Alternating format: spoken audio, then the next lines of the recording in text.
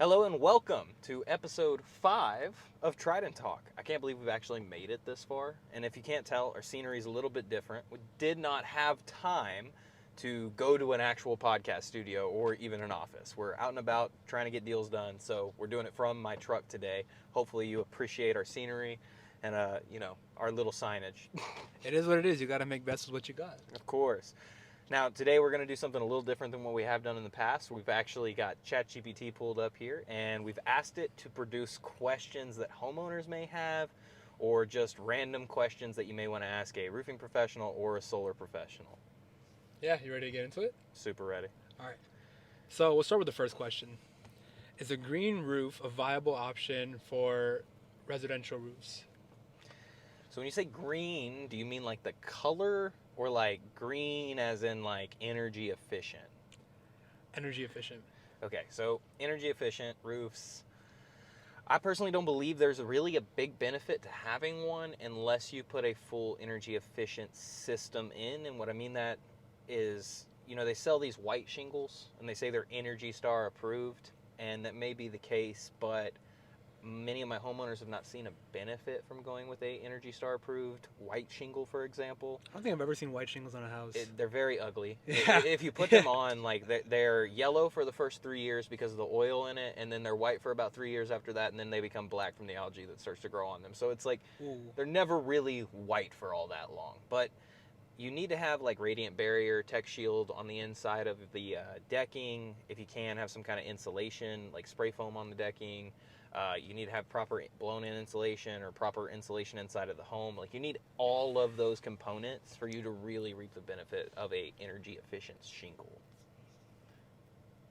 So is it a viable option for your home? I mean, you can definitely get one. I just don't know if it's worth the investment. I mean, they don't cost more than a regular roof to go with, say, like a white shingle. They may cost a little bit more because they are special made, but I personally don't see the benefit in it unless you're also going to invest in getting the insulation, maybe spray foam, making sure you have tech shield on the inside of your plywood, like all of the components. So you have to go together. Like the full 9 yards pretty much. And at that point, it's might as well better to get a system that's generating your energy.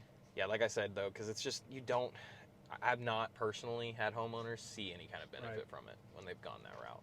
So sticking on the topic of colors, I've always had this question on the back of my mind, but if I'm a homeowner and I'm picking out a new roof, what does the impact of the color of the roof have for, it's very let's say, minimal. Very minimal on all minimal. aspects. Let's say for the lifeline of the roof, or for energy efficiency, or sells more. Do you have any kind of data or information regarding that? I would say weatherwood, which is that like a gray, earthy brown color. It's mostly gray, but it's got some browns in it. It's earthy color. That's what 80% of new homes get put on. So it helps with reselling. It's not a color that's out there, so it may make it easier to move off the market. But as far as like how the color affects the heating, I mean, the white shingle from the black shingle, there's obviously going to be a little bit of a difference. But as far as how much of that actually makes it into your home, we haven't seen a huge increase on that. And that's just based on like my relative data. I'm not a scientist. I'm not running big like operations. Yeah, big operations, big tests to collect this data and figure it out. This is just kind of like hearsay from what I'm seeing from my previous clients and homeowners and investors that I work with. Yeah, just things like that. And really what we've seen is if you go with like a black roof from a gray roof, you're not going to see a substantial increase in energy usage, because one core thing you really have to remember is all shingles are made out of asphalt. What color is asphalt? Black. So even if you put a white granule on top of it, what color is underneath it? Black. They're all black asphalt shingles. At the end of the so day. You're using copper granules that have color to kind of reflect some of that light back. So you're talking about 1 to 5 degrees maybe. And that's been my experience, and it doesn't make a huge impact on energy bills, which is what most people are concerned with. So if we're not seeing a huge impact there, then I would move to say that it's probably not making a huge difference to the home.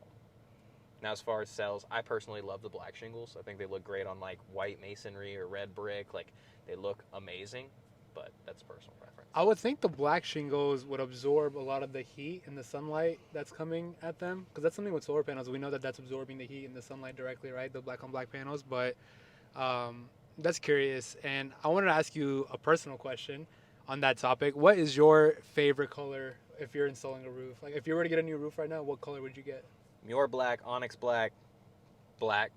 Granite black is another color. All black, basically. It's just different manufacturers have different names. I personally love the black roof. And because I've seen kind of just homeowners not have a hit to their electric bill and really not had a big difference. Now, I will tell you from the inspection side, I hate inspecting black roofs because you can't. It's hard to find the damage because you're looking for like black spots in a black shingle essentially, and then so it's tough to inspect it for damage. It is very hot. Like when we get up there, if you touch it, it is going to absorb that heat. But again, all shingles are hot in the summer. Like it's a copper granule that's taking and reflecting that heat back. It's all black asphalt at the end of the day.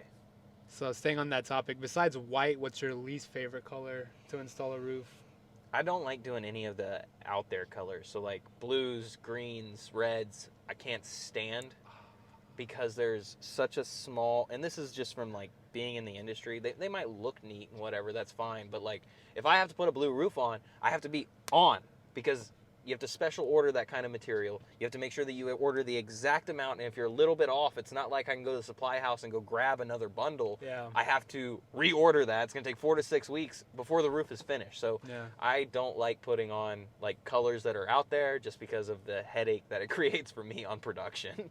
So you know the story of my family going solar and getting the roof at the same time.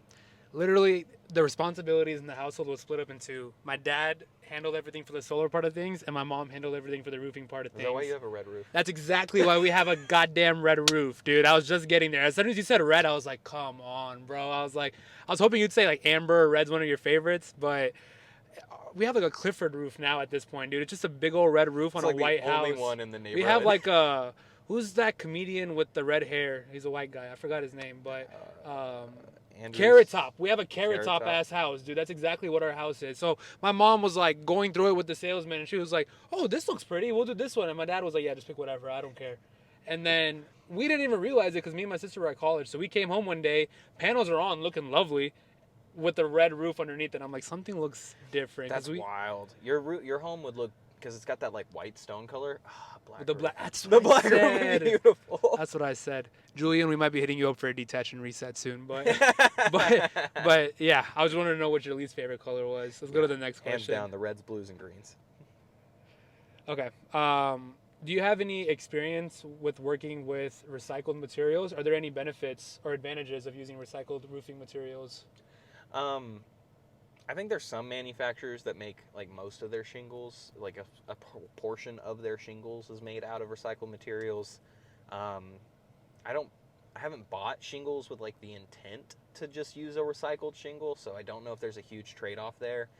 I want to say there's not a big trade-off between using recycled shingles and freshly manufactured shingles, only because I'm pretty sure some of the largest manufacturers, and I could be wrong about this, full disclosure, could be wrong about this, but I'm pretty sure some of the biggest manufacturers, like their standard shingles that you're buying, it's like 50% recycled material. They take the shingles, they melt it back down, incorporate it in the new shingle. So pretty much all the new roofs being built in today's time are somewhat recycled material? Somewhat, I think. Okay. And I'm not 100. I know that it's not every manufacturer, because I know there's a manufacturer out there that actually advertises on the fact that none of their materials made out of recycled material, but so I don't know if there's a detriment or an advantage to it personally. And that's just, I'm not in the manufacturer side of things.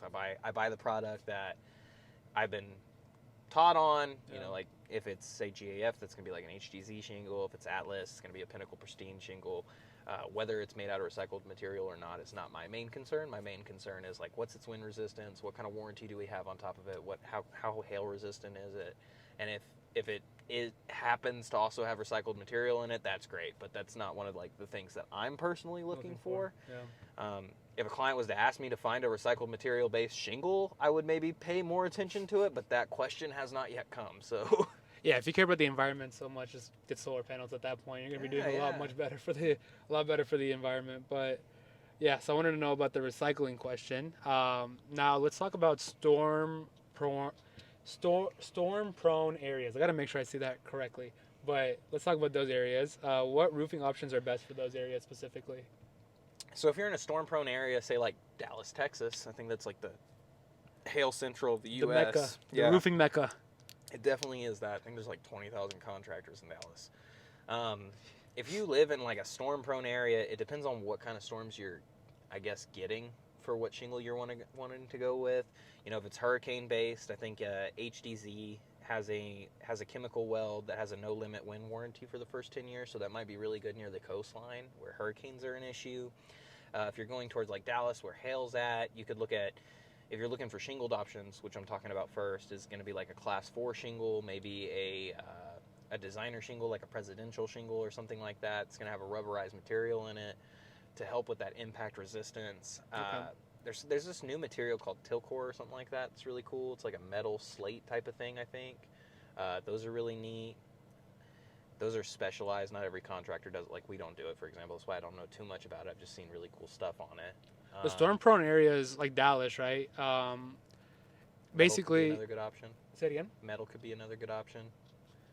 So that's one thing that I was always curious about having a metal roof, right? If I'm living in a storm area and I have a metal roof, it's going to sound awful at night, I feel like, just because it's going to be hailing on my roof. It's going to look like cottage cheese after a while, too, I feel like. So is that an issue that you've seen? That's a loaded statement, because what some people would tell you, they love the sound. Because, like, when it rains in their house and they can hear the rain on the metal. Not when I got calls to make and stuff. That's a soothing thing. So some people love it. Some people hate it. So for the people that love it, great. Put minimal insulation in the roof. For the people who hate it, you can add extra insulation inside, like underneath the metal panels. Yes, and it'll help minimize that sound.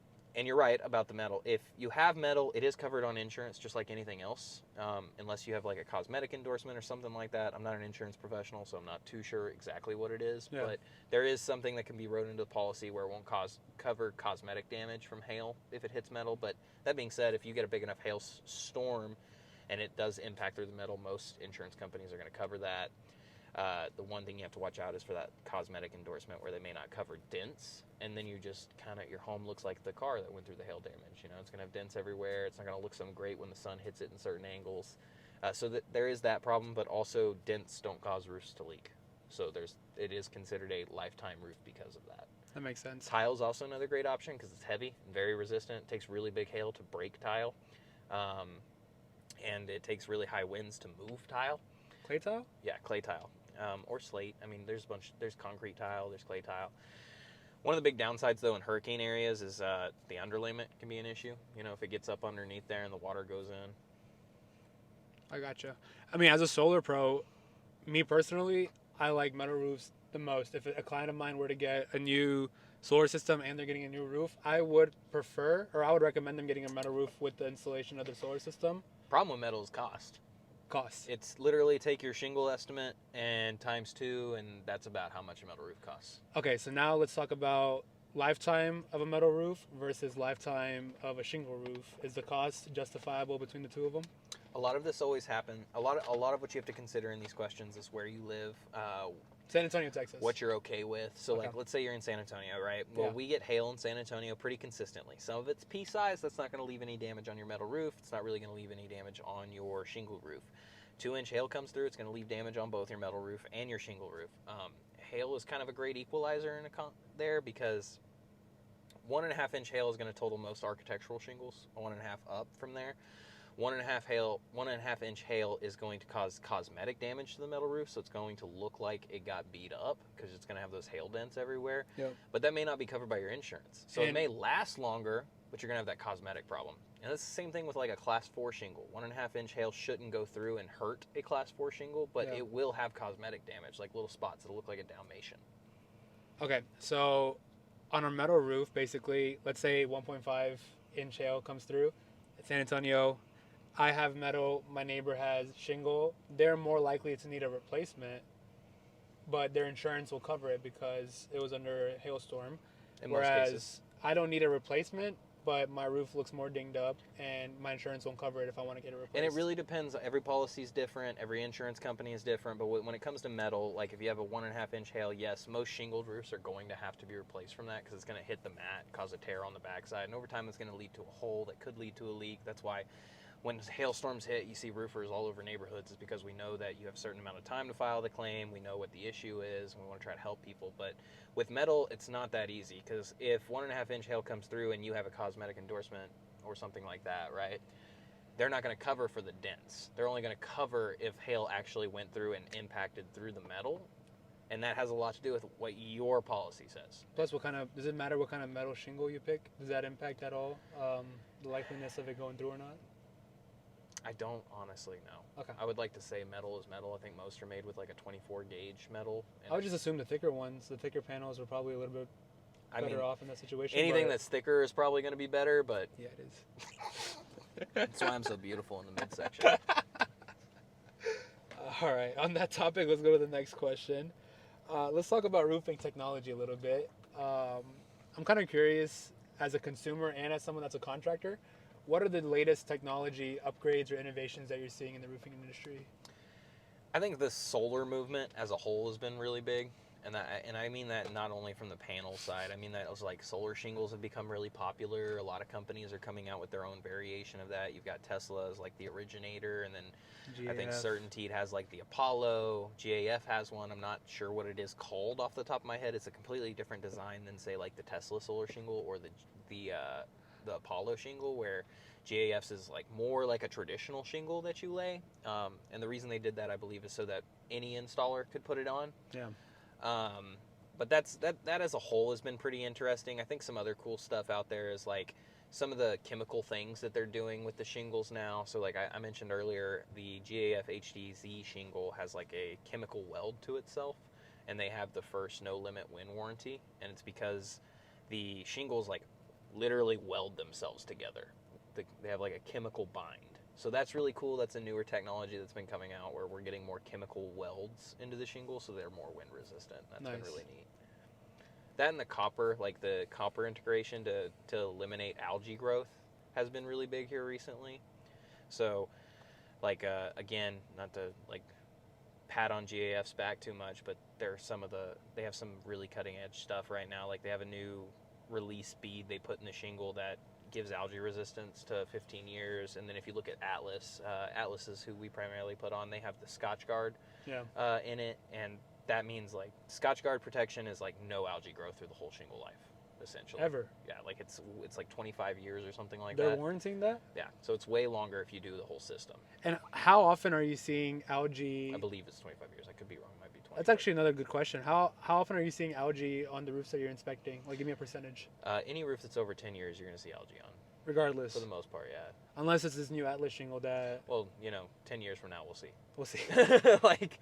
They'll fix it. They're saying they'll fix it, but... Yeah, I mean, that's the saying, and that's the manufacturer warranty. And I could be wrong. It may not be 25 on the nail, but I know that Scotch Guard is supposed to be a longer-lasting algae protectant. Interesting. And okay, so let's say I have a roof installed, 10 years go by, and I'm starting to see a little bit of algae. What does algae lead? Like, why is algae such a bad thing for a roof? Number one, and are there any preventative measures you can take to avoid that besides getting these new Atlas shingles? I don't know if algae is inherently a bad thing. It just comes with age. It will eat the lime out of the shingle, which can cause it to dry up and become brittle. Okay. Which will then eventually get a leak going through. Yeah, maybe if you have some damage. But you could do they have soft washing. Be careful with soft washing because that can also strip the shingle of the oils it needs. But there are companies like RoofMax out there that they can do like a soft wash and spray on a plant biochemical oil that is supposed to soak into the shingle and give you a little bit more lifespan on them older brittle roofs. So that makes sense. But going to the next question, you said something about spray, and I wanted to touch base with you on this because I've been seeing this a lot on TikTok, and I wanted to get your opinion on it.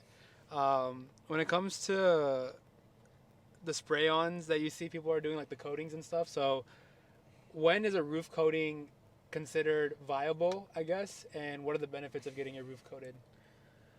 Good question. Let me add one more. What are the different kinds of roof coatings? Yeah, I was going to say there's a lot of different roof coatings. There's coatings made specifically for metal. There's coatings made for flat roofs. There's coatings made for both. There's coatings made for shingles too, I believe. I don't recommend coating shingles because shingles don't last that long anyhow. And a coating, it's going to cost a couple $1,000s to have somebody coat a shingle roof, and ultimately you're going to have to replace it in 3 to 5 years, no matter what. Whereas with flat roofing systems, you can use something like Expandothane, and I highly recommend it. It's super impact resistant. It's a one-ply system that sprays on, and it's all one system, so there's no seams, reducing the chance of leaks. Yeah. Most commonly used on commercial type jobs. We've used it before I've used it before on a couple different shops. So it works on metal and flat roofs. And then there's like metal-based coatings. I don't know a ton about metal-based coatings. Haven't had a lot of experience with them. They do give you a little bit more lifespan. They're really, I've seen them used primarily when like somebody's trying to sell a property and they want to provide a quick fix without going through huge concessions. So they'll do a spray-on because it's cheaper than replacing the roof. But I think that a lot of coatings, as far as how long they last, depends on how thick you're applying it. So if you apply 1 to 2 coats, it may be 5 to 10 years, 3 to 4, maybe 15, 4 to 5, maybe 20. So it just depends on how many layers of that coat you're putting on, or in Expandothane's case, like how thick they're putting it on, because it does expand. And is there prices difference between, okay, like if you're a roofing contractor and I tell you I want to spray my house, that sounds like a pest control thing, but if you're a roofing contractor and I tell you I want to do a coat on my roof, and basically what my question is 1 to 2 coats a different price than 3 to 4 coats, or is that just dependent on who's it's definitely going to be a different price, because you have to factor in the extra labor that it's going to cost to lay extra coats down. You have to factor in the extra chemicals that they have to buy to put those extra coats down. So there is going to be additional costs for adding more material, because there's more labor and more material involved. Is there any specific kind of coat that a homeowner is getting that you see more often than not, like just a more popular option, or a more popular type of roof that's getting it done? Coating's not really huge in our market. Okay. Can you tell me why? We have a lot of storms, so in most cases it's easier to go through an insurance process and having to replace it. Rather than paying out of pocket. Yeah, that's been my experience, at least. Like, coatings have been brought up a handful of times. I'm obviously not a coating expert, but coatings have been brought up a handful of times. I've done bids on certain ones, and the biggest thing is like the cost of the coating ends up being either, a third to half of what it would cost to replace a roof. And then for me, I think the replacement's a longer, more viable option. So that's what I prefer to do, and that's what I know better. So can't sit here and say that I'm your biggest coating advocate. I do love Expandothane though. I don't even know what that is, so I'm gonna have to. It's like, picture, you ever seen spray foam? Like in the attic, how they spray it and it starts out as one thing and it expands? It's very satisfying, yeah. Yeah, it's the same thing, but for your roof. It's like a special spray foam, basically, that's built for a roofing system. It's so cool. I'm not an Expandothane rep either, obviously, so do some research on that, but it's super cool. I feel like coatings, I've seen more happening in commercial projects rather than residential projects. It is more of a commercial thing. Okay. Yeah, it's more common on like commercial works, warehouses, big buildings. It's not as common on residential properties. Okay, now let's do some goofy questions. I'm curious, in your 4 years of roofing experience, have you had any animal encounters at all? Yes. So I've had some strange animal encounters. Start with smallest to biggest. Raccoons. Smallest. Raccoons are interesting. Well, squirrels would probably be smallest. Okay, there you go. So I'm not going to say like I fought with squirrels, but squirrels do a ton of damage to roofs, and it's always interesting to find, because they if you have lead pipe jacks, for example, squirrels like to chew on them, so they cut them at the top, and it can lead to leaks because they're putting holes in your lead, obviously. So those are a problem I've ran into. Animals crawling through where your soffit meets your roof line. Mm-hmm. There's usually like a small gap, because the house settles eventually. How small of a gap? I'm talking, it could be as small as half an inch, as large as an inch. It just depends on how your house settles. And what animals are you seeing go through there? Squirrels will chew and make a hole big enough for themselves to get in there. Rats will crawl through there. Just to put this out as an FYI, as a roofer, that is not something that I usually have to include in a bid. Like, your house settles a certain way on your soffit meeting, like, the shingle. That's something that's out of your control, right? Like, you need to hire pest control if that becomes a problem. Like, that's a completely different thing. Like, we can't build traps for that. We could try, but if you ask a roofer to fix that problem, you're getting a roofer's solution to what should be a pest control solution. They should be putting some kind of, like, wire mesh. We're going to go up there and put, like, L flashing or something. Yeah. It's not going to be pretty, but it's going to keep animals out. I've had times where raccoons have done interesting damage. If it's cold outside, raccoons will tear shingles out and create a hole through plywood to get into people's attics. I've fixed so many repairs and roofs from that, just them tearing holes through things. But one of the more interesting actual animal encounters I had is I did a roof on an animal sanctuary at one point in time. Oh, nice. What animal sanctuary? I have no clue what it's called. It was just It's out in Pipe Creek, Texas. There's tons of horses, cows, pigs. It's not like exotic animals. and they had a ton of goats in their backyard, fenced in their backyard, okay? The goats could not be moved when we did this project. So for 3 days, I had to stand in the backyard and shoo goats away from eating shingled material. Goats would ram my legs. Goats would come and like chew on my clothes when I was sitting in the lawn chair to keep them away. Way. Yeah, so that was probably the most interesting experience I've had to deal with animals. Like, you're not getting paid enough to be a ranch hand. Goats trying to like eat my clothes and eat the shingles while we're trying to do a roofing project because we couldn't move them. They had to stay in the backyard. There wasn't another place to put them, so we had to like do this project around the goats, which was a problem. And then dogs can be a problem, but not for like on the roof, yeah. Not like on the roof. It's just like dogs can be an issue because sometimes you go to do an inspection and there's a dog in the backyard that no homeowner told you about, and like the dog runs at you and bites you, and that sucks. You've been bit by a dog? Yeah, I got bit by a dog literally 2 weeks ago. Big dog, small dog? So I got bit by a black lab of all animals, and I was actually just knocking the door of a build next door, and I was just letting them know that I wanted to come by and clean up their backyard because they had a little debris back there.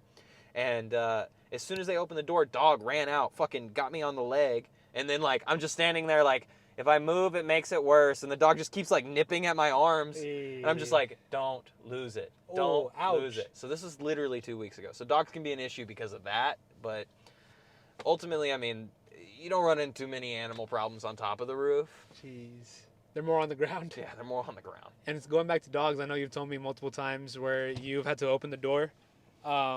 And as soon as the homeowner opens the door, the dog runs out. Have you ever chased after So a many dog? dogs are flight risk. I've chased so many dogs. I had this one time. One time I was training a group of guys, and we were knocking doors together, and I have like 3 guys behind me, and I knock a door on this door, and this lady opens the door, and she's like hooping and hollering, and she's mad that I'm, canvassing, and that is what it is. But as she's making this big scene, yelling at me being at the door, her 3 dogs just dart right beside her. Did you pick which one you have to chase after? All 3. Well, there's 3 of us at this door plus me, so 4. And then there's 2. I have 2 other guys on the street over because they're a little bit more experienced. So I had them doing individual stuff, and I'm just like, I'm calling them like, block off these dogs, man! Like, get them! And she's like, my babies are asleep. I can't chase these dogs. My babies are asleep. And I'm like, we're gonna go get the dogs. We're gonna figure this out.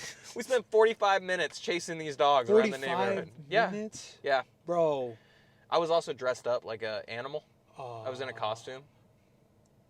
Is this for what I think it is? Yeah. I was in a costume knocking doors, and we're chasing dogs. That is... Hey, you probably made a good impression on the neighbors. You can be like, hey, you remember that guy in that animal costume that was chasing those dogs? By the way, we're doing free inspections. Yeah. Hey, by the way. Yeah, no, the homeowner was definitely not happy. Even when we brought the dogs back, she was still mad. I was like, hey, we did not have to chase your dogs around for an hour. Like, that did not have to happen. But, yeah, so animals can be an issue. Sometimes it's nicer. Like, you and I went knocking the other day, and some dog just walked up to us.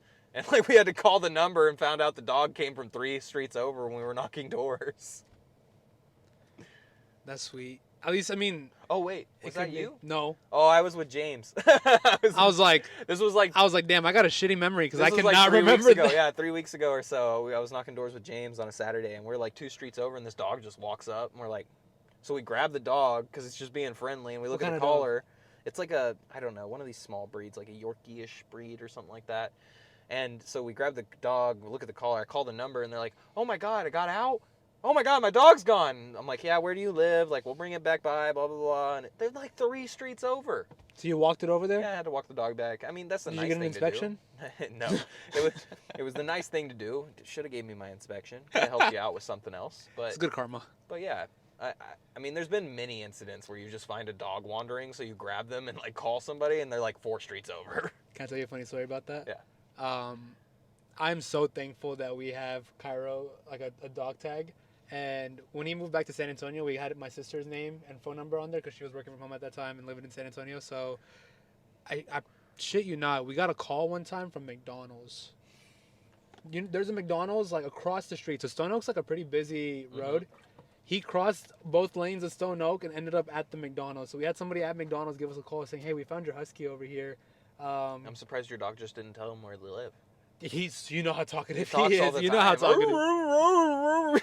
He smelled nuggets, bro, and we had to like add cinder blocks all around our fence so he wouldn't escape again. Like you've seen. So I've got a funny story about a dog. So when I was moving into my house about 3-4 years ago, we had the U-Haul. I backed the U-Haul up. I have the dog sitting shotgun with me. I take the dog out. I stick him in the backyard. I'm like, we were moving from an apartment. I'm like, here's a backyard. Have a good time. I'm gonna go start unloading stuff. Me and my buddies were unloading stuff into the house. I don't know, 45 minutes go by, an hour maybe, 2 hours. I don't know. You're moving stuff, you kind of forget, and it's also 3 or 4 years back. Yeah. My dog runs by us as we're taking the couch out. And I went, how'd the dog just get out? So I walk back around the corner. The gate is closed. Okay. But I found a hole. He chewed a hole? This is a brand new house. Brand new fence. He chewed a hole through the fucking wood. What kind of dog was it again? I had a boxer mutt mix. He chewed a hole through the fucking wood and slid out from. Now I go grab him. His mouth's all bleeding because he chewed through the fence. No. Yeah. So like, dogs I'll take the McDonald's story over that. I mean, Kyra's done some He's silly still living. things. He's still good. He's a good boy. He just eats wooden planks when he wants to get out of backyards, I guess. So don't we all? It was wild. So for the next I never fixed that fence. Terrible me. For 2 years we lived there, and I used to work at utilities, so I brought like a cast iron pipe back, and I just dropped it right in front of the gate. Nice. I mean, as long as you have that's one thing that I've always worried about. I think that's just karma on my end, because when I was like training Cairo, bringing him up in College Station, so I got him as a college student, right? There'd be so many times where like somebody that's coming into our house would open the door and leave it open too long, not knowing how Cairo is, and he would run out, and I would make them go get him because I'm so tired of chasing after this dog every single goddamn day. So y'all learn to close the door when you come in. Yeah, exactly. But now it's like, all right, if I gotta chase somebody else's dog, like it's full circle. Full circle. We're losing a little bit of sunlight out here. It's and how much time we got? Life. We've got 30 more minutes. You think we got 30 minutes of light? We've got light. All right, let's keep going. All right, we'll ask one last roofing question, and then we'll go over to solar. Sounds good. Okay. So, if roofs could talk, what would be the number one thing that they complain about? Well, if roofs could talk in South Texas, they probably complain that it's hot as fuck. I mean, it is hot. It's brutal. It's 100 degrees on the ground, right? Well, you go on the roof, you're like standing on a skillet, because it's just that copper is radiating heat. So now you're getting hit from the sun here, you're getting hit here. So I would venture to say that they'd say it's hot as hell. I need a lemonade. Yeah, it's hot. Need a lemonade. I need a lemonade, dude. Spray it down. Jeez. It could be like that guy you saw on TikTok who's just pouring Sprite all over the roof for no reason. Yeah. I mean, that's got to be bad. It was for stick reasons, and I wanted to ask you this. That's the last question. If you're on a steep metal roof and for some reason there is no harness available ever, and your shoes have no grip, it's just one of those days. Do you think adding Sprite on a metal roof to give you that extra stick and that extra protection is worth it? I'm certain it worked, but I'm not saying that we saw it work. Yeah. Like, in my head, you have to think about it like you can clean battery terminals with Coke. Like if you pour the Coke from the acidity, right? So like, wouldn't that be the same for any other thing? So if you're pouring soda on paint, I have to assume that the acidity of that is going to cause some kind of problem to the paint, especially since we know the dude didn't clean it up when he got done. So it's just hot, syrupy stuff up on top of the roof. It's probably going to cause some kind of damage to that roofing system. There's better options. Like there's this thing they call a goat, and it's like a queue, basically. Like they call it a goat, I think, because like it's like a shepherd's queue, and it extends and it has handles on it, and you hook it onto the ridge so that you can climb these steep slip roofs. Yeah. For metal in particular, they make special shoes with magnets in it so that you can stick to these steep roofs. For shingles, they make something called cougar paws. They got a special pad on the back that's like real soft, spongy, membraney stuff that sticks to the granules real good so you can walk steep roofs. So there is proper things to use. I wouldn't recommend the Sprite technique. That being said, it probably worked. when you were saying, so for me, the biggest issue that I saw with that was, okay, I feel like there's going to be ants or termites. There's going to be some kind of issue that comes with it, right, with insects and stuff. But when you said there's better options out there, I thought you were going to be like, yeah, you can use sugar-free Sprite or something like that. Sugar-free Sprite. Yeah, no, Sprite I would just Zero. say, in general, that's probably not the way to go. So ChatGPT. Now do 10 funny realistic questions to ask a solar professional. Yeah, these Number are one, interesting. have you ever tried to power an entire home with a solar-powered pizza oven? That's not a good question. What kind of ChatGPT ass question is? Do you think solar panels get sunburned when they're overexposed to sunlight? That's probably not a good question either. Well, actually, there's an answer to that. Sometimes because of the heat in the summertime, your solar panels can expand and they can crack. The glass on the panels can crack. That's all covered under the warranty and everything like that. But if cracking is when white people get Arizonians, be when you warned. get sunburned, if you're a lighter skin tone, you start cracking and that's how I guess they get sunburned. What are you trying to say, dude? You saying that I'm too light? No, you're a tan man. You've been out here. I know for sure you've been out getting that copper radiation from the roof, so you're good to go, brother. All right. You're the pizza oven. Question 3. Have you had any solar panels request a sunscreen because they can't handle the heat? These are totally goofy. These are totally goofy. By sunscreen, if you mean a cleaning, hit up my boy Julian at Orias. Julian at O'Reilly's will take care of that cleaning, man. Let's try something. Let's try something different here. We're gonna switch gears to. We're gonna say answer. We're gonna need some questions for solar. We literally just put questions for solar in here. These are some solid questions. What impact do you think solar panels have on the wildlife and ecosystems? That's actually a good question. So I've seen it go both ways, but typically, yes, there is going to be an impact on wildlife and ecosystems, whether it's recycling these solar panels, whether that's making solar farms, whether that's adding solar panels on floatable rafts, floating solar farms. Either way you look at it, there's going to be some kind of impact on the environment. However, if you plan and basically structure everything correctly and everything's done in ordinance, it's very easy to have minimized impact. And at the end of the day, the entire reason you're adding solar is that you're generating energy cleanly and not having to use fossil fuels. So if we're really doing apples to apples, you're doing better for the environment by going solar at a minimum cost, at the minimum expense of the environment. Okay, so what is a negative impact a solar panel could have on the environment? Yeah, so a negative impact, mainly I would say it would be with recycling. There's not as many recycling plants as I think there should be, and I don't think there's any plans to continue making them as well. With the popularity of solar increasing, we're going to need more recycling plants so that we're able to extract the PV cells and be able to just get rid of all of the remaining metals and remaining parts of the roof, right? So other than that, I'm not really too familiar on the solar farm aspect of it when it comes to environmental things. Maybe there's some issues when it comes to the soiling of it, when it comes to... Probably something with like native plant wildlife more than anything, because you're going to have to cut down and have like an open field essentially, right? One, you have to do vegetation for those kind of sites, and usually those sites have vegetation schedules probably twice a year depending on where you are in the United States. So it really just depends on what ecosystem you're in and what specifically is there prior to you installing your solar farm, right? But with proper planning and with proper expectations and scheduling and everything, it's easy to avoid and minimize those issues. All right, so like I worked really hard to build a really, really nice house, okay? And I paid a lot of money to have this architect build a beautiful house. Okay. Now, how do I make solar fit into that aesthetic? What's your budget? It's a great question. Because the thing is... You tell me. So when it comes to adding solar into your custom built house, how do I make it aesthetically pleasing? What's the first thing that comes to mind? The shingles, right? Yeah. Especially the Tesla shingles. Yeah. So, yes, I get it.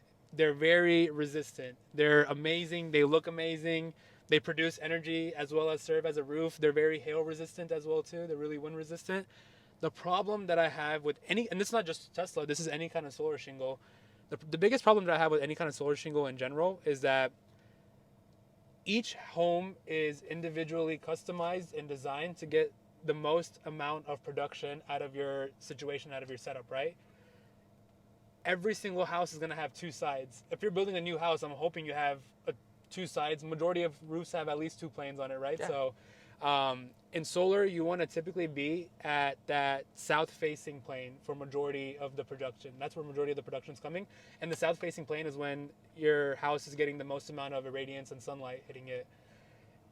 Because solar shingles are dispersed all over your roof, it's really hard to maximize and kind of capture that energy production and it's at the cost of aesthetics. So me personally, when I was working at Tesla, I saw a lot more problems, a lot more issues because it is a newer product, a lot more customer complaints regarding the solar roof. I mean, I saw customer complaints everywhere at Tesla, but regarding the solar roof, it was 3x the price and it was half the efficiency. So me personally, what I would do if I'm building a brand new house and I want to make it energy efficient by adding solar, I'm adding black on black panels. I'm hiding the conduit inside the attic, so you're not seeing any kind of metal piping on the roof. I'm adding microinverters for sure. I'm a big fan of microinverters. And around the panels, I'm adding a black radiant barrier so that you're just making it look a little bit more sleek. It looks like it's part of the house rather than on the house itself. The only issue I have at radiant barriers is sometimes the airflow into the system. If it gets too hot within the system, the wires can get messed up. But with the new radiant barriers that are coming out, that's not an issue that people are seeing anymore. So I would go panels, but get all the fixings with it, if that makes sense, just to make sure that it looks as aesthetically pleasing as possible. This seems like an obvious no, but ChatGPT wants me to ask anyhow. Let's see what GPT wants. Do solar panels produce electricity from the moon? What'd you say the answer was? I said, do they produce... No, I want to know what your answer is to that. I'm going to say it seems a little obvious because it's called a solar panel, not a lunar panel, but, you know, there's some light that comes from the moon. Tell me about it. So, yes. What? Solar, yes. That's actually... Wait, yes with a huge-ass asterisk. Let me add that, let me add that there. With a huge asterisk. Huge asterisk, right? So, yes, because there's low light. There's nights where you have low light. There's no clouds in the sky. You're still getting some sort of light. I would say your panel might be generating 1-2%. I don't know the math on that. Don't hold me accountable. But it is nowhere near the production you're getting during the daytime as you're at nighttime. However, if the simple question is, can they produce at night? Yes. Huge asterisks. Huge asterisk. Put 2, just to be safe. You know anything about That's a good question, solar-powered floating farms? Yeah. So those are basically solar farms that are being put in the middle of the ocean, right? And the benefit that I see with that basically is all the environmental issues that we were talking about with, habitats and eco-friendly and everything like that and taking up land. And also having that land to put these systems on. The entire ocean is open. Does that make sense? The entire ocean is open, and there's a way to add solar panels onto a raft. It looks like a floating raft. You know what? Sidebar. Tell me. Theo Vaughn has a really good quote. What's his quote? About red flags for women. Okay? Quote. Okay. If a woman cannot swim, that's a red flag, man. Why? Most of the world's made of water. You're going to tell me you can't swim? Yeah. That's a problem. If you're 25 years old and you can't swim, grow the fuck up at that point. I love Theo Vaughn. You gotta grow the fuck up. Anyhow, yes, most of the world is water, so it makes sense that, solar-powered floats would be out there. Just conserving land, using what we can to generate as much electricity as possible. Yeah, man. The amount of people we have out here, we need as much land as possible. No one's giving up their land to add some damn panels. Until they see the money in it, but that's for a different pod. You know anything about solar paint? No. Seems to be an emerging technology that ChatGPT is aware of that we are not. So moving on. I've always thought about that though. So when we're talking about the sprays, the roofing sprays and stuff, what if there's a way that you could kind of add PV cells into that spray and spray on solar? So what's your solar superpower, son god? Ooh. Calculating future usage. I do a huge in-depth conversation with my clients to see what exactly are we going to be calculating for the next 5-10 years, because you can set up a client to have a solar system right now, and it would be great right now for the next 3 years, but our systems, we want them to be great for the next 10-15 years, right? So just getting as much information as possible and actually giving a right offset for future usage. Have you ever had to install solar panels in an awkward place? Like in an awkward place? Or an unusual place? Me, no, but one of the weirdest things I've ever seen, and I think you see these more in the cities that don't have any permit regulations or any kind of issues over there, but I've seen solar panels vertically on the house themselves, which is the weirdest thing to me. I think it's so idiotic, but I've seen that. I've seen some really nasty looking systems in terms of one panel all the way over here just kind of doing its own thing, and then the rest of the system over there with a whole bunch of conduit running in between them two. There's this Instagram account called Solar Fails, and if you go on there, you're just going to see a whole bunch of nasty looking solar system installs. Majority of them are like Sunrun or Pink Energy. So I don't know if I'm allowed to say that. It is what it is. So Majority of them come from a company. From multiple different nationwide companies. So that's why we say it's better to look locally for these kind of things, you know? Makes sense. Makes sense. So, if solar panels could talk, what do you think they would say? Solar panels could talk. They'd probably make fun of the ones that have string inverters. The microinverter ones would probably make fun of the ones that have string inverters. You are on this microinverter thing. Dude, every Thanksgiving I say at the table, I'm thankful for microinverters, IQ8, N-phase ones. I'm a huge fan just because, let's talk about it, right? Tesla uses string inverters, no power optimizers at all. So one string goes down, one panel goes down, you lose your entire system. There's no monitoring that we talked about earlier today. There's no one monitoring that and letting you know that, hey, your system is down. But 99% of homeowners aren't checking their app every day. I mean, not everybody. There's always that 1%. But 99% of people aren't checking their app to see how much production they got out of their day. So if that were to happen in a microinverter situation, you lose one panel, you're not losing the entire system. You're not down and losing production for 2 weeks, 3 weeks, however long it takes to get somebody out there to repair it. Especially with Tesla, that takes ages. So for me, yeah, that's why I'm on microinverters. But if solar panels could talk, I bet the ones with microinverters would make fun of the ones that are using string inverters. That's what I would think. What do you think the wildest thing you've ever heard from a homeowner? What's the wildest thing that I have to think about this one? I've had a lot of Indian homeowners, and they've always asked me a lot of interesting questions that I have not been able to answer at the spot, but I got to think about that. But I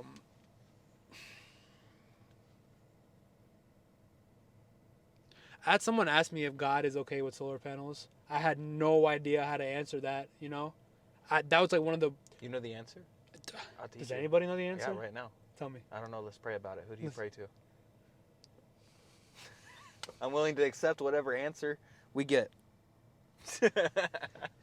Me being a Muslim going into a Hindu person's house. Going into a different direction right now. That's an actual close I use.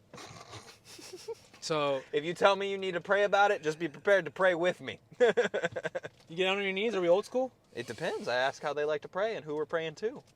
And I tell them I'm okay with whatever. That's a nice moment, though. If you're able to pray with a client and like you can actually hear like their kindness and genuality in that. Look, man, I'm not here to make the decision for people. If they want to trust their God, whoever that may be, then we'll trust them together.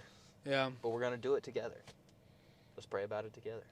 One of the most annoying things that I've ever heard in solar is, why isn't it free? Everybody says it's free. Oh, yeah, I see this ad, it's free. Are you sure your company doesn't do it for free? What about this company? They said they're doing it for free. I'm like, that's like, I hate having that conversation. And it really starts with it being deregulated and people just throwing shit out there to get leads. And it's very annoying. But at the same time, it's just something that you've kind of like dealt with. You kind of use it to your advantage now. I'm like, we're not one of those companies. Yeah. You know? It's kind of like deductible eaters, like HB 2102 deductibles, and like that conversation is different state to state. But in Texas, it's fully illegal for a contractor to eat, waive, cover a deductible in any kind of form. It's HB 2102 if you guys want to look it up. I think it came into law in 2019, maybe 2020. I'm not 100% sure. Maybe even earlier than that, but it is called HB 2102. But a lot of contractors will still say, you'll get a free roof! And I hate competing against them. Because, one, they're making the homeowner complicit in a felony. They're committing a felony. That business is not going to be around no more, so even if they do your roof, you have no warranty. And if you call them to fix something, there's no way they have the money to fix it because they're not charging enough to do the dang work. I hate going against those guys. I hate guys who break the law, dude. You just, at that point, you just take the L and move on, or what? Oh, yeah, that's just not my customer. That's what I say. Like, if you are willing to have somebody break the law and you're complicit in it to have your deductible eaten, you're just not my customer. And that's okay. Some people don't have the money and they need the roof, okay? Like, I get it. Yeah. But just not my customer. And what if we give, let's say deductible is $2,000, and let's say we give a $2,000 Visa gift card instead? That's, I'm sure that's somewhere in the gray, but we're not going to. Yeah, okay. We just don't eat deductibles. Then we don't have any profit after that at that point. You just don't eat deductibles. Honest to God, like, your insurance policy was wrote so that you had skin in the game if there was a loss. You're responsible for the deductible. Any contractor that's willing to eat that deductible, it comes at a detriment to you and that contractor. Because think about it like this. That contractor who's eating $2,000 is still making money. How are they doing it? where are they cutting corners? Because something has to be compromised in order for somebody to be able to give you $2,000 off of a project. Yeah. Because they still have to get paid. They still have overhead to pay. So where's the corner getting cut? I bet it's not their pay. I bet it's something in that install. Bet it's somewhere in the material or somewhere in the labor. So you have to think about the trade-off when you do that as well. Not only are you committing a felony, but you're having corners cut, and you kind of... At what cost? Like, you know it's happening. Like, Yeah. how else are you getting $2,000-$3,000 off? Because that contractor is still going to pay his family. I mean, pay himself so that he can feed his family. Yeah. And essentially, just paying that deductible back to get that one deal is going to hurt you in the next 2, 3, 4 deals, because these things come out of nowhere. It's reputation, too. Yeah. Like, are you going to be the guy Do you who know has a any reputation roofers? of breaking law? Do you know any roofers that have 8 deductibles past 2019 that are still in business? I don't know any that are still in business.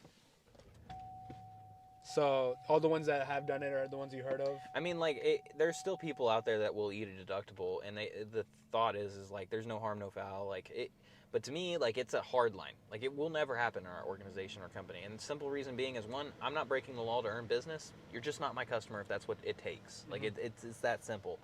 And ultimately, I think, you said something earlier about good karma. Like, it may be a weird thing, but I just believe in doing the right thing. Like, if you have to lie, cheat, and steal to advance yourself, like, you're not good enough to be in the position you're trying to be in. You're probably not advancing yourself. Yeah. So there's always a trade-off. If you're willing to break the law to do something, to earn business, like, it's going to come back to bite you somewhere. Yeah. It's going to. Whether it's going to be like a warranty issue because you're promising a warranty and now you're getting pulled because you had to cut corners on labor and material, and now you got to go fix that problem. It's only a matter of time before you sink that ship. So it's a trade-off. But yeah, I can't stand deductible eaters. It is a serious pet peeve of mine. I hate. If somebody wants to eat the deductible that bad, just get solar. Well, I also hate. Well, even if we get solar, like, you're not eating the deductible, you're wrapping it in. Like, you're still paying for it. Not up front. You're not paying for it up front. But the same can be said for zero interest financing. Like, it's just a matter of, like, you're going to have to pay that amount. And anybody who's willing to cut out that deductible, it comes at your detriment, not theirs. That's a guarantee. Well, the question I have with 0% financing, let's go back to that. 0% financing. How often are you seeing roofers push 0% financing? It's really common. 0% 1 year financing is pretty common. And that's just for the deductible, or is that for the entire roof cost? It's up to the homeowner, really, in a lot of cases. I mean, every company is going to be different because obviously it costs us money to offer that. Yeah. And I'm so assuming there's some kind of dealer fees, because there's no way in hell anyone's that's what I getting meant by it costs us money to offer that, right? So most companies have some companies have a strict rule that we only use no interest financing on deductibles because it's a small finance portion, right? Yeah. Some companies will allow you to do the whole job on that. It really depends on the company, the owners, and what their dealer fees are, what it's their set up. preferences Yeah, are. it's different from industry to industry. Like, personally, I don't push no interest financing on full roofs, but also because it makes no sense. If I push no interest financing for 1 year on my homeowner for their full roof and they're unable to pay that off in a year, all these people, it's no interest for the first year. Then you get hit with a 20% interest rate. So, like, you don't put your clients in a bad position either. And I'm very honest with people. I'm like, hey, look, if you're not going to pay this off this year, do not get this, because it's way better to get a 5-year term, pay it off early with no prepayment penalties at a 5% rate than a 20%. Same goes with solar. It's always, and that's what I mean by, like, really getting in depth with your clients, is really finding out a lot of the financial motivation behind the things, and then seeing, are you someone that pays off their loans earlier, or are you someone that was looking for flexibility, cash flow, longevity, whatever the case is, right? So you have to get all that information, and then I feel like a lot of people in solar don't do that. People will just price it standardly, or price it kind of high, and then we'll also sell the highest dealer fee, low interest loan, just because that's going to end up being the lowest monthly payment. But you're really hurting a lot of your clients by doing that, rather than just finding out what their plans are, what their motivations are, if they're what their buyback time is, what their buyback rate is, and everything. So yeah, it goes both ways in both industries. I think it's just important finding out exactly what they're looking for. And that being said, financing is a great tool. Like, if you need a roof, you need a roof. It protects your most valuable asset, your home. And guess what's even more important than that? Your family, which lives in it, right? So your home and your foundation, I think, are the two most expensive. Your roof and your foundation are going to be the two most expensive maintenance or construction items on your home in most cases. And the roof is super important because if you have leaks coming in, you want to stop that as soon as you can, because all that happens is if you let something continue to leak is you're going to continue to tack on charges, so to speak, because now you're not talking about just fixing the roof. You're talking about fixing the roof, repairing the decking, repairing the insulation where it's soaked in or where things could have grown, like biological material, mold, for example. And then you've got staining in your ceiling, so now you got to cut the ceiling out, you got to put the new drywall in, you got to paint it, texture it. Like, you're talking about multiple different things that now have to be done. That's going to cost more money. And the longer you let that problem go, the more and more money it's going to cost, because you may see one leak in your roof and one stain in your ceiling, but you might have multiple leaks in your roof that are leaking into the decking, and that's going to add extra cost because we can't nail a shingle into rotted decking. It's unnailable. It's not going to hold on to the nail, and you're going to have the shingle slide off. So it has to be replaced, and it just causes more problems the longer you wait. So I think financing is a great tool because if you have that going on, a little bit of interest, it pales in comparison to what thousands of dollars of interior repairs can cost you on top of that. And a lot of people finance their roofing. Like, I feel that some of my customers feel bad when they have to consider financing options, and that's just, you shouldn't feel that way. Like, half of my customers finance their job, and it's simple. It's because you can get it at a payment that makes sense. Instead of paying $15,000 out of pocket right then, a monthly $200 investment is so much better. Plus, the way the economy is going right now, I feel like if I was a homeowner, I'd want to keep as much cash on hand as possible and try to get a minimum payment on a roof or on something like that, just because of the fact that anything can happen at any time. That $15,000 can come in handy for something else, and I won't have that if I put all that into a roof. I think there's a study too that like most people live in their home maybe 5 years. So like when you sell the home, you take that money and you pay off the loan. Now you don't have to carry the loan to the next property. You got a new home. Hopefully the new home has a new roof. Things like that. So it's just a means to an end in a lot of cases to some people. But again, $15,000 at one hit or a $200 monthly investment. And in solar, the easiest thing is that we can just transfer the loan into the new homeowner's name, and they can take on the remaining balance and take on the loan, right? I don't think most roofing loans work that way, but yeah. I mean, the thing is that realistically, the cost of the roofing loan alone is probably not as significant of the solar loan. Or it depends. You're right. You're like, hey. Really stick to your lane, buddy. Depends on what kind of roof you put on. Because what the average solar system, let's say, you're going to probably be anywhere from $20,000 to $60,000, let's say, depending on the usage, of course. Your roof, depending on the material, you could be a small home with cheap material, could be $10,000, $8,000 to $10,000. But that same home, if you put on, say, a metal roof, now we're talking $16,000, $20,000. And then when you get to these bigger houses, 30 to 40 to 50 to 60 to 80, I put on six-figure cost roofs, metal standing seam roofs that cost over $100,000. So it's just a matter of like what you're putting on.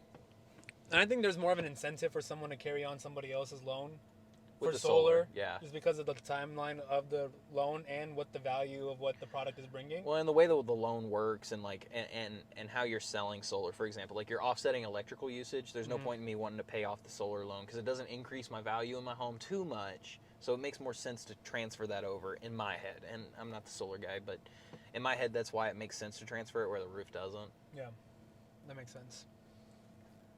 But would you say that you could do roofing for a day and I could just do solar for a day? I think you would be better at solar for a day than I would be at roofing. Actually, I don't know. I think being around you and the fact that out of both solar and roofing, both of us have kind of put, I guess, majority attention right now on the roofing side of things just for the last month and a half, just because it's so new and everything too. I feel like I'm starting to pick up some things quickly. Yeah! I act a little dumb on the show just because I know the homeowners don't know what I know. Yeah, like I'm what's an taking eve? care of you guys, so. Huh? Like, what's an eve? Yeah. Like, what's an eve? He said, yeah. Like, what's an eve? He said, yeah. Yeah, like, what's an eve? It's that little, like, line on the roof, between two planes, I think. I don't know. But anyways. The edge of the roof. Am I right? It's where the gutters go. Exactly. Come on, dude. Exactly. I know He's on it, dude. He's on it. I'm going to tell you, dude. He's going to be a knuckle-busted shingle slinger in no time. Do you think it's easier to go door to door for roofing, or do you think it's easier to go door to door for solar? I think it really depends on the market or where you're at. Cause like Your area, your hood. So yeah, like so fresh hailstorm, roofing all day. 1,000%. I'd go into roofing. Solar, I think, is more consistent through the year because I think you have more options with solar. Okay. Where with roofing, you really are kind of pigeonholed into where your service is needed. Like you're going to be in older neighborhoods that have old roofs or fresh storm damage. Yeah. Fresh storm damage, for example, that's good prospecting for about 2 months, and then it gets real tough again.